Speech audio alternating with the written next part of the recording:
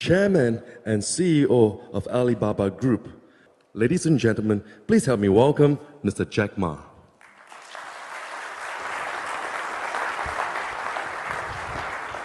Thank you. Yeah. Thank you very much, dear Minister. Ladies and gentlemen, after 3 days, in-house meetings and also fly all the way here, I did not feel quite well today. But when I see the entrepreneurs, when I came to the SMEs, I always feel excited. Because when I join the SME conference, I see from the eyes, the dreams, the passion, the hope.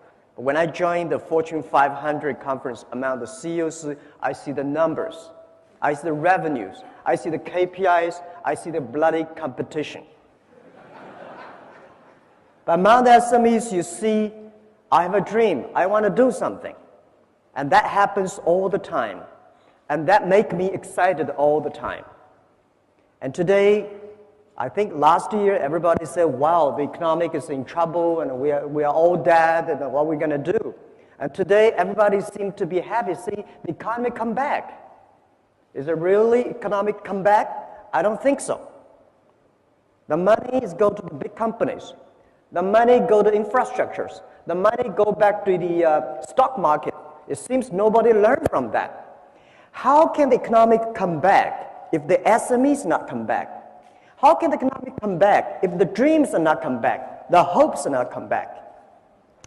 I saw one thing that 2 days ago, I had a dinner with my Singapore friends, and they said Singapore government is encouraging to have more babies because people are aging and not enough kids. I think every economy, every nation needs incentive package to have more small, medium-sized companies, to have more hopes. Because every big company comes from the small business. If without this hope, without this kind of incentive to have more babies, we're going to die. Why I always feel excited? I have 8 babies.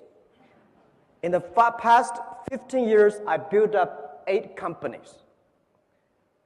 7 of them very healthy. 1 of them, I sold it.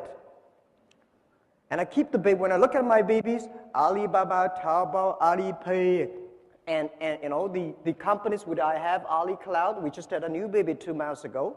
I always feel excited because you see the hope. You know this baby is going to change me. This baby is going to change the world, change the customers.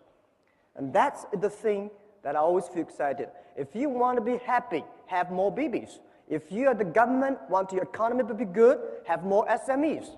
These are the dreams. These are the hopes. These are the future. So this is what all we want to say, but enough. We've been crying, say, please give us support. But all the SMEs, ask ourselves one question. We are not crying babies. We believe we are tomorrow's Google. We believe we are tomorrow's eBay, YouTube.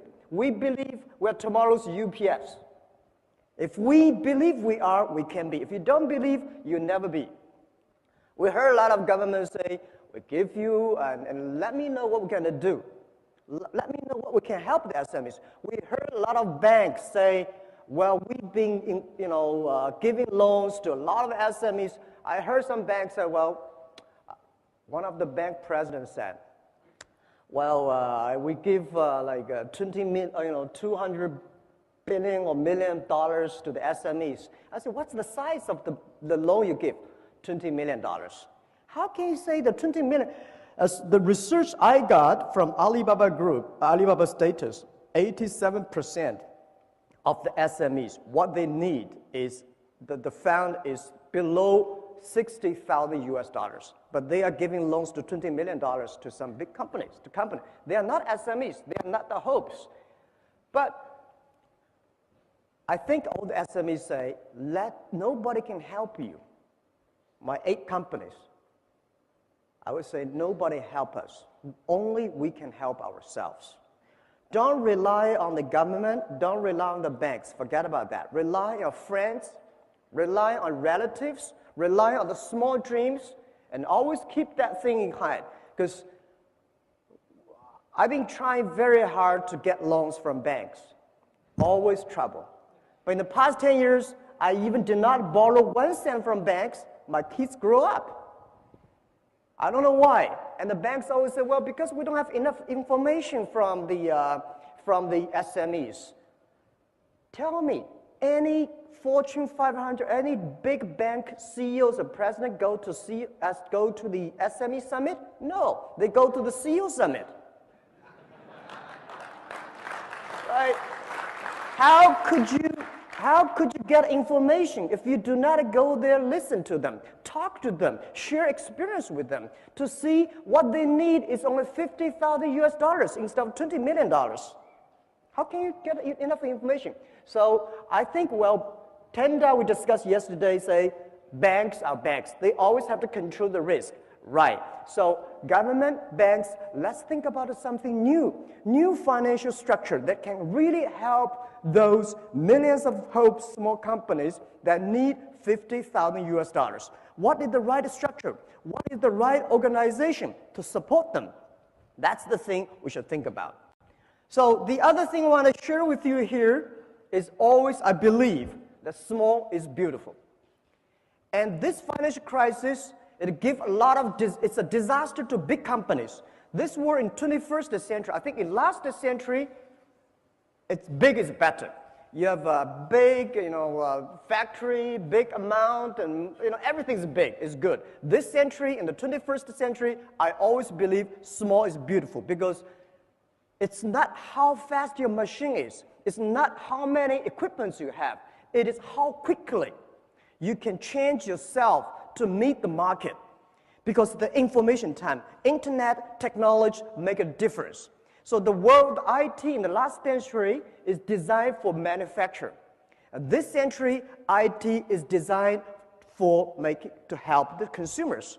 So I think this is a disaster for big companies, century disaster for big companies, but it is a great opportunity for small business. For this financial crisis, we see a lot of big companies we never thought they would die. AIG, to me, it's like an empire. How could that happen, right? All the big car companies which we respect, we always want to be there. But today, they all died. And let's look at the SMEs. We still feel painful, but we are happy in our heart because we still survive. And we heard so many stories about big companies giving trouble. And I see the society, the government paid too much attention to these big troublemakers. They are the troublemakers. And we give them enough support. Let them die. It's the time for them to die because they make troubles. Every big company, they have a different disaster, different problems, but all the SMEs have the same problem. They need understanding and support. This world is not fair. I know, so that's why I want to encourage everyone, all the SMEs here. I'm an SME. I have 8 kids. I'm still an SME. I still believe I'm small because when I'm small, I know I can be big, and I hate to be big, unfortunately. When I was a small company, only have 10, 20 people, I feel so excited. Well, I can call every employee's names, and I know everything I want to change. I can change it within half a minute. Now, oh, terrible. When I was 20 years old, my friend said, your company is not big enough. If you are big, you're like a big boss. You're easy, right? You can control your time. Now my time is not controlled by myself. My time is controlled by all the meetings, the secretaries, and the KPI, shareholders, all the things. It's much tougher than when you are small. So I always believe the first day love is very beautiful. Believe the first day love. Believe when you're small, at least you can have time to go out, to go to cinema with your wife and the kids and enjoy a wonderful view. But when you're big, you always go to board meetings. And also, I want to say that I give you some, today I come here, people say, Jack, you did not prepare. Why you don't have a PPT? I never prepared PPT. I'm not good at the technology. I was trained to be a high school teacher. And the only thing I can know about a computer Funny things, I'm running one of the biggest e-commerce companies in China, maybe in the world, but I know nothing about computer. The only thing I can know about computer is send, receive, email, and browse. That's it. Because I always say technology is for people not working for technology. But today I come here as an entrepreneur, I'm prepared every day. I'm not prepared for the PPT because every time when I use PPT, something wrong, I cannot use it. So I come here to tell you my own experience. I want to share with you, as an 8 kids father, what I did when I have trouble. When I have trouble, I always remind me 3 things. Focus on your customer, serve your employees, and learn from your competitors. These are the key issues that I learned. Focus on customer. Everybody today talking about shareholder number 1. I hate that. I think it's always customer number 1. It's the customer give you the money. It's the customer give you the innovations. It's the customer that make you happy. Because year 1999 and year 2000, when internet bubble burst, we cannot get any money. We do not have revenues. We have nothing. But every day, what I encouraged me go on was a letter of thanks and emails from my customers. Say, Jack, Alibaba, keep on, because you helped us. Someday we will help you. That's the dream I had. So today, when you believe shareholder number 1, you only think about making numbers. You only think about revenues. You only think about how can make your stock market go up. And I let you know, no shareholders can be trusted. I tell you the truth. Well, our shares stock price, 2 years ago, we listed at 13.5 Hong Kong dollars. Before that listing day, a lot of shareholders come say, Jack, we're long-term shareholders. Please give us more shares. We'll keep it. When the financial crisis time came, the day we IPO 13.45, we went up to $40 without doing anything good with 24 hours. And then the financial crisis came, $40 to $3 without doing anything bad. They all gone. Most of the shareholders, they're share traders. How can you trust on them? So rely on customers, because the customers stay with you. Customers grow up with you. Customers give you the money, give you the hope, give you the support. So focus on customer. And second is rely and serve your employees. It's your employee, it's your team that make the difference. That the employees, that make all the dreams realized. If we say, well, we have so many problems, and big companies have a problem in getting the innovations, how to make things happen. Well, because they do not listen to the employees. They focus too much on the shareholders. The shareholders, well, they give you this idea, that idea, and when you really do that idea, they're gone. And they change all the time, but your employees stay with you. I remember the tough days. It was so difficult, year 2002 or 2001. There's only one group of people that stay with me. That's my colleagues. And people say, Jack, you don't have to pay me for 2 years. I will still stay the company because you respect us, because the customer love us. And I tell you one funny thing. Only when you believe your employees are talents, they are talented people. If you don't believe them, they will never be. My mistake I made when I was year 2000, we raised $5 million US. And that $5 million US, when we have money, we start to make mistakes. I try to hire as many talents as possible. Those talents are MBAs, those talents are vice president of multinational companies, because I believe if you have an MBA, you must be good, right? When I hire these guys, oh my God, it's terrible. These guys came telling you strategy. I only have $5 million. I remember one of the vice president of marketing said, Jack, this is a budget for next year's marketing. I said, what is that? $12 million US. I said, I only have $5 million. He said, I've never done any plan below 10 million. When something wrong, it's always your fault. Because you never know. So try to find the right people, not the best people, all the employees. You try to find. So if you try to hire great people in your own company, which your company is not good enough at that time, just like a poor Boeing 7, if you want to put a Boeing 747 into a poor tractor, when that grows, your tractor never fly into pieces. So my suggestion is that look at your employees, develop them. Only when they are developed, your company will be developed. The day when we IPO'd, we created more than 1,000 millionaires, at least, in the company. All the guys sitting in the room, and we had a chat. I say, ask me. Now, tell me one thing. Why you are so successful? Why we are so successful when we are 20s, we become millionaires? What happened? We are very hardworking people? I think there are much more hardworking people outside. Do you think we are smart enough? Oh, at least I'm not smart. I took 3 years, 3 times to go to the university. I failed all the times.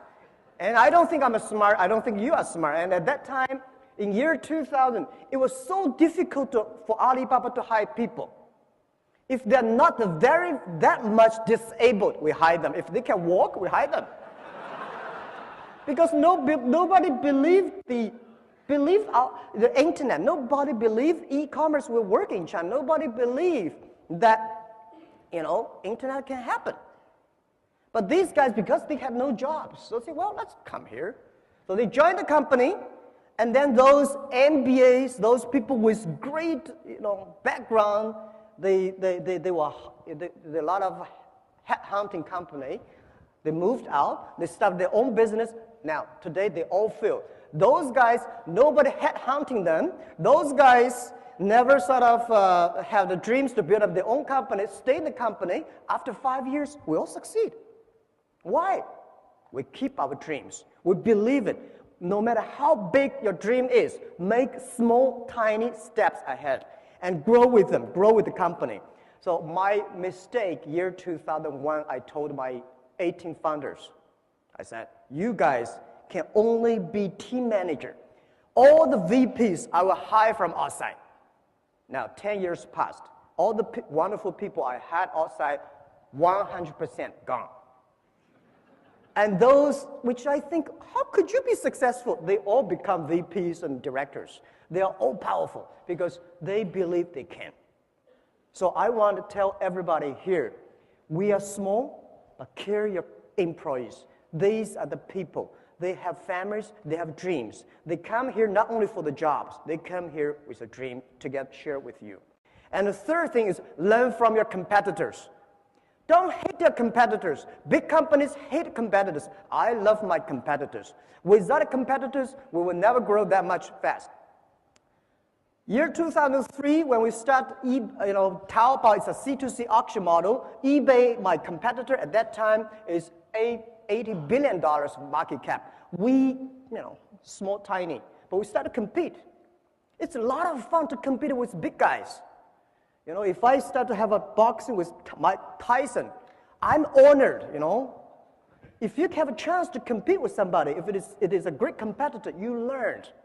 We learn from our competitors. We respect them. Everything they move, you grow. And the other thing I want to share with you is that competitors are the best laboratory for you. Because competitors study you. Any innovative ideas they come, you learn that. Don't copy them, learn from them. So I love my competitors. Every time when I look at them, I always admire. But in China, people say, Jack, you're so crazy. Because 4 years ago, I said, when I look at my telescope, I never see my competitors. And people say, how could you be that 狂妄, And I say, no, I'm looking for examples, models. Why should I looking for competitors? Competitors are everywhere. And when you compete, having fun, the most interesting part of the business is competition. To make your competitors angry, to make your competitors jumping around, that's the skill you should have. Not make yourself jumping around and angry, right? Business is such a great fun. When I compete, if I got angry, if I jumping around, I know something wrong. Because this is a wrong strategy to compete. When you compete, not purposely make your competitor unhappy. If they are unhappy, if they're jumping around, if they try to use money to clear everything, you start to win because they start to lose money. When your competitors start using money to compete with you, they start to lose. Business is about wisdom. Business is about hope. Business is about courage. So these are all the skills, and nobody comfort us. I learned to use my right hand to comfort my left hand when I'm in trouble. You always tell yourself, okay, I'm still surviving, I'm still growing, everything's good, at least I'm still surviving, right? So when you're big, you start to worry about losing something. When you're small, you start to grow. So I always believe small, keep the hope. So these are the things I want to share with you. And the last and most important thing I want to say is never, ever give up your dreams. I think you cannot eat food for 7 days that you will die, right? 5 to 7 days. If you do not drink for 3 days, you will die. If you do not breathe for 3 minutes, you die. But if you lose hope and dream for 1 minute, you die. So I want to tell you that I had problems. In the past 10 years, these days when I walk on China, when I look at the airport, there are a lot of books about me, about the Alibaba. I feel very nervous because these are not the books interviewed me. These are books that, all right, we are not that good. We're not that bad. But today when you're something, successful, they start to write good things about it. We made so many mistakes.